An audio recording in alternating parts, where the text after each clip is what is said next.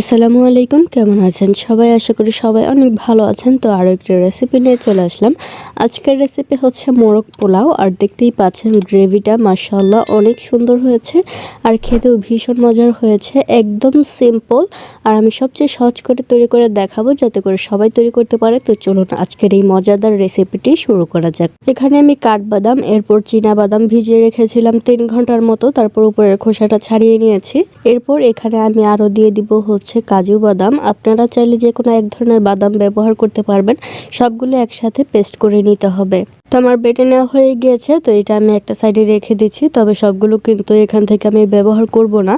নান্নার মোরগ পোলাওয়ের মধ্যে কিন্তু একটা বিশেষত্ব আছে, কিছু স্পাইসি ব্যবহার করে, সেগুলো আমি দেখিয়ে দিব। এখানে কাঁচামরিচ নিয়েছি হচ্ছে 3টা আলু বোখারা, নিয়েছি হচ্ছে কিছু কিশমিশ। আপনারা পরিমাণটা চাইলে পছন্দ অনুযায়ী বাড়িয়ে অথবা কমিয়েও নিতে পারেন। জয়ত্রী সামান্য পরিমাণ নিয়েছি। তারপর নিয়েছি হচ্ছে দারচিনি, সেই সাথে নিয়েছি হচ্ছে এলাচ।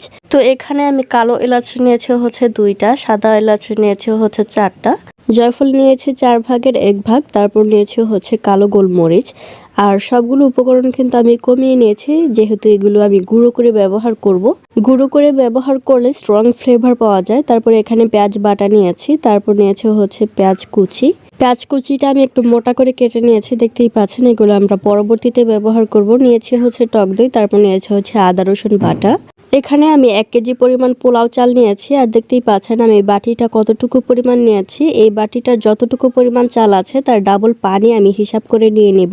অর্থাৎ আপনারা যদি 4 কাপ চাল নেন সেক্ষেত্রে 8 কাপ পানি নিতে হবে এবং পরবর্তীতে 8 কাপের জায়গায় কিন্তু পানির পরিমাণটা 7 কাপে করে নিতে হবে। অর্থাৎ আমি বোঝাতে চাচ্ছি, চালের পরিমাণ যদি বেশি হয়ে যায় পানির পরিমাণ কিছুটা কমিয়ে দিবেন, এতে করে কিন্তু চালটা একদম ঝরঝরে থাকবে। তো এই পোলাও চালটা আমি 30 মিনিটের মতো ভিজিয়ে রাখবো। তারপর আমি পানিটা ঝরিয়ে নিব। এরপর এখানে আমি 6 পিস চিকেন নিয়েছি আর খুব ভালো করে ধুয়ে পরিষ্কার করে নিয়ে পানিটা ঝরিয়ে নিয়েছি। তারপর সামান্য পরিমাণ লবণ দিয়ে মেখে নিচ্ছি। আর মেখে আমি প্রায় 20 মিনিটের মতো রেখে দিব।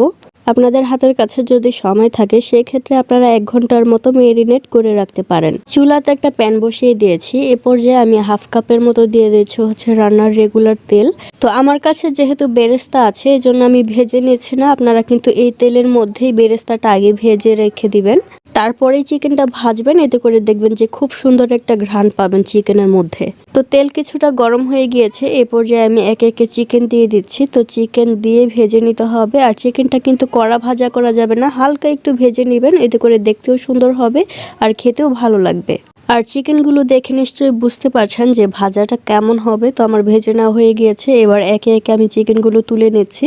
তো তুলে নেওয়ার পর বাকি যে 2টো চিকেন পিস ছিল সেটা দিয়েও আমি ভেজে নেব। তো সবগুলো চিকেন আমার ভেজে নেওয়া হয়ে গিয়েছে এবং একই তেলের মধ্যে আমি দিয়ে দিব হচ্ছে পেঁয়াজ বাটা দিয়ে কিন্তু সাথে সাথে নেড়ে চেড়ে দিতে হবে, নয়তো দেখতেই পাচ্ছেন ছিটতে শুরু করে দিয়েছে। তারপর এখানে আদা রসুন বাটা দিয়ে দিব হচ্ছে আমি 2 টেবিল চামচের মতো। দিয়ে দিয়েছি হচ্ছে একটা তেজপাতা মাঝখান থেকে ছিঁড়ে, ছোট ছোট 3 টুকরা দারচিনি দিয়েছি। তারপর 4টা এলাচ দিয়েছি। একটু নেড়ে চেড়ে নিচ্ছি। তো একটু নেড়ে চেড়ে নেওয়ার পর এখানে আমি ধনিয়ার গুঁড়া দিয়ে দিচ্ছি হচ্ছে 1 চা চামচ পরিমাণ। তারপর মরিচের গুঁড়া দিয়ে দিচ্ছি হচ্ছে 2 চা চামচ পরিমাণ। আর একটু উঁচু করে দিয়েছি। আর ঝালটা হচ্ছে আপনারা আপনাদের স্বাদ অনুযায়ী বাড়িয়ে অথবা কমিয়েও দিতে পারেন। এবার সম্পূর্ণ মশলাটাকে আবারও একটু নেড়েচেড়ে মিক্স করে দিচ্ছি। তো নেড়েচেড়ে দেওয়ার পর এখানে আমি দিয়ে দিচ্ছি হচ্ছে 2 টেবিল চামচের মতো টক দই। হাতের কাছে যদি টক দই না থাকে সেক্ষেত্রে 3 টেবিল চামচ দুধের সাথে আপনারা 1 চা চামচ পরিমাণ লেবুর রস অথবা ভিনেগার মিক্স করেও দিতে পারেন। যে বাদাম বেটে রেখেছিলাম সেখান থেকে 2 টেবিল চামচ আমি দিয়েছি, দিয়ে একটু নেড়েচেড়ে দিচ্ছি। আপনারা চাইলে এখানে সর্বোচ্চ 3 টেবিল চামচের মতো বাদাম বাটা ব্যবহার করতে পারেন। এর থেকে বেশি দেওয়ার দরকার নেই, নয়তো কিন্তু মিষ্টি হয়ে যাবে। এরপর এখানে আলু বোখারা এবং যে কিশমিশ ছিল সেগুলো দিয়েছি, দিয়ে একটু নেড়ে চেড়ে নিয়েছি। তারপর যেই মশলা আমরা গুঁড়ো করে রেখেছিলাম সেখান থেকে আমি 2 চা চামচের মতো ব্যবহার করেছি। আর চেষ্টা করবেন সবগুলো মশলা এভাবে ধাপে ধাপে অ্যাড করার জন্য। সম্পূর্ণ মশলাটা তেলের মধ্যে খুব ভালো করে ভেজে নেওয়ার পর এখানে আমি দিয়ে দিলাম হচ্ছে হাফ কাপ পরিমাণ পানি। এরপর খুব ভালো করে নেড়েচেড়ে মিক্স করে দিয়েছি। এবার দিয়ে দিব হচ্ছে মোস্ট ইম্পর্ট্যান্ট লবণ। যেহেতু চিকেন ভাজার সময় আমরা লবণ ব্যবহার করেছি, তো এ পর্যায়ে কিন্তু লবণটা বুঝে শুনে ব্যবহার করতে হবে। 1 চা চামচের মতোই আমি লবণ দিয়েছি।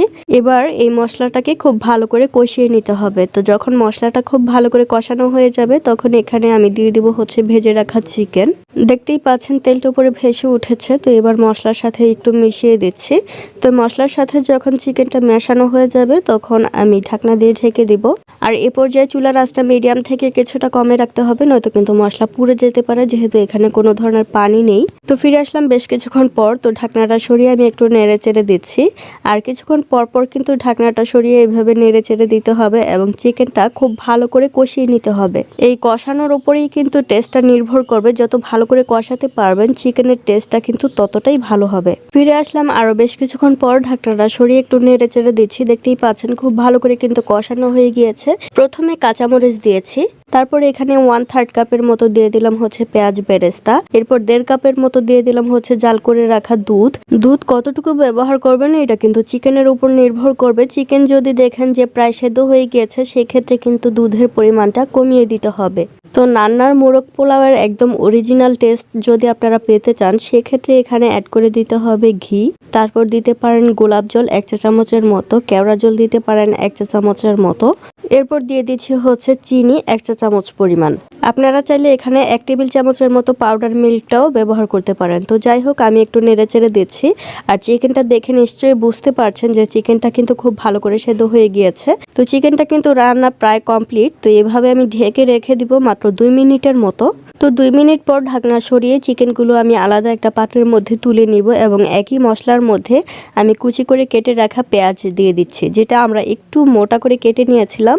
তো এ পর্যায়ে চুলার আঁচটা একদম কমে রেখে এই পেঁয়াজগুলোকে একটু নরম করে নিতে হবে। নান্নার মোরগ পোলাও দেখবেন যে পেঁয়াজ কিছুটা নরম থাকবে এবং কিছুটা আস্তে আস্তে দেখা যায়। আর এটাই হচ্ছে সেই সিক্রেট পেঁয়াজের রহস্য।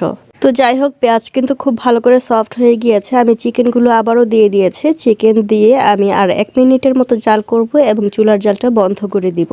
এবার পোলাওটা রান্না করে নেওয়ার পালা। আবার একটা পাত্রের মধ্যে আমি দিয়েছি হচ্ছে 1/4 কাপের মতো তেল। আপনারা চাইলে 1/3 কাপের মতো দিতে পারেন, মানে সর্বোচ্চ তেল, এর থেকে বেশি দেওয়ার দরকার নেই। তারপর এখানে আমি গরম মশলা অ্যাড করে পেঁয়াজ ভেজে নিচ্ছি।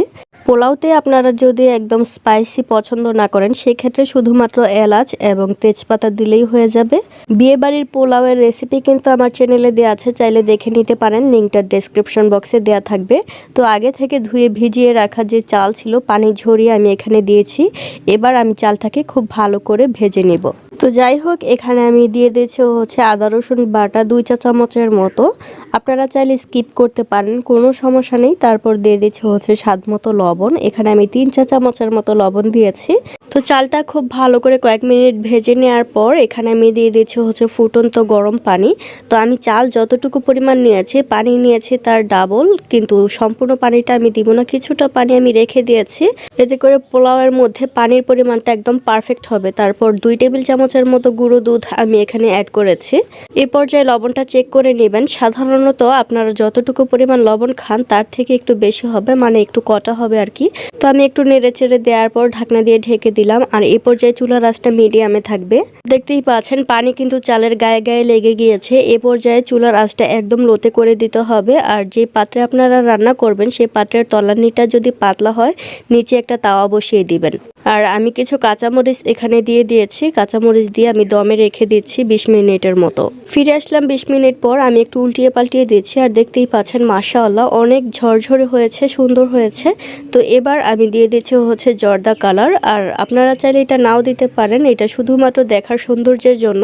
তো 3 চা চামচের মতো দিয়ে দিচ্ছি হচ্ছে ঘি। এটা চাইলে না দিতে পারেন, তবে দিলে খুব সুন্দর একটা ঘ্রাণ আসে। কেওড়া জল দিয়ে দিলাম হচ্ছে 1 চা চামচ পরিমাণ, গোলাপ জল দিচ্ছি 1 চা চামচ পরিমাণ। এবার 10 মিনিটের মতো আবারও দমে রেখে দিচ্ছি। আমি চেষ্টা করেছি আপনাদের সাথে একদম ডিটেইলসে শেয়ার করার জন্য। আশা করি আজকের রেসিপি আপনাদের ভালো লেগেছে। তো আমার রেসিপি ভালো লাগলে লাইক, কমেন্ট এবং শেয়ার করবেন। আর সাবস্ক্রাইব করতে কিন্তু একদমই ভুলবেন না। তো এতক্ষণ ধরে ভিডিওটি দেখার জন্য অসংখ্য ধন্যবাদ। তো ভালো থাকবেন, সুস্থ থাকবেন। আল্লাহ হাফেজ।